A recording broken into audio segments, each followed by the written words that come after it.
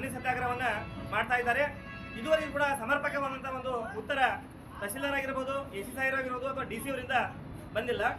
ಇಲ್ಲಿ ಶಾಸಕರು ಬಂದು ಸಭೆಯನ್ನ ಮಾಡಿ ಸಚಿವರನ್ನ ಭೇಟಿ ಮಾಡಿಸುವಂತ ಒಂದು ಆಶ್ವಾಸನೆಯನ್ನ ಪಟ್ಟು ಹೋದ್ರು. 2-3 ದಿನಗಳ ಕಳೆದರೂ ಕೂಡ ಇನ್ನೂವರೆಗೆ ಯಾವುದೇ ಕೆಲಸಗಳು ನಡೆದಿಲ್ಲ. ಇವತ್ತ ಕಿತ್ತೂರಿನ ಶಾಸಕರು ಅತ್ಯಂತ ಜನಪ್ರಿಯ ಶಾಸಕರು ಮತ್ತು ರೈತ ಪರವಾಗಿರ್ತಕ್ಕಂಥ ಒಬ್ಬ ಶಾಸಕರು. ಯಾಕಪ್ಪ ಅಂತಂದ್ರೆ ಸ್ವತಂತ್ರ ಸಂಗ್ರಾಮದ ಬೆಳ್ಳಿ ಚುಕ್ಕಿ ಆಗಿರ್ತಕ್ಕಂಥ ರಾಣಿ ಚೆನ್ನಮ್ಮಾಜಿಯ ಉತ್ಸವದಲ್ಲಿ ಈ ನಾಡಿನ ದೊರೆ ಸಿದ್ದರಾಮಯ್ಯ ಸಾಹೇಬರು ಇಲ್ಲಿ ಬಂದಾಗ ಅವರು ಒಂದು ವಿಶೇಷವಾದಂತಹ ಒಂದು ಮಾತನ್ನ ಕೇಳಿದ್ರು. ಅದು ರೈತ ಪರವಾಗಿರ್ತಕ್ಕಂಥ ಮಾತು. ಇಲ್ಲಿ ಇರ್ತಕ್ಕಂಥ ಒಂದು ಕಾರ್ಖಾನೆಯನ್ನ, ಸಕ್ಕರೆ ಕಾರ್ಖಾನೆಯನ್ನ ಉಳಿಸಬೇಕು ಅಂತ ಹೇಳಿ ಶಾಸಕರು, ಉಳಿಸಿದ್ರೆ ರೈತರು ಬದುಕ್ತಾರೆ ಅನ್ನೋ ಒಂದು ವಿಚಾರವನ್ನ ಶಾಸಕರು ಮಾನ್ಯ ಮುಖ್ಯಮಂತ್ರಿಗಳ ಗಮನಕ್ಕೆ ತರೋದ್ರ ಮೂಲಕ ತಮ್ಮ ರೈತ ಪರ ಕಾಳಜಿಯನ್ನ ಹೊರಹಾಕಿದ್ರು.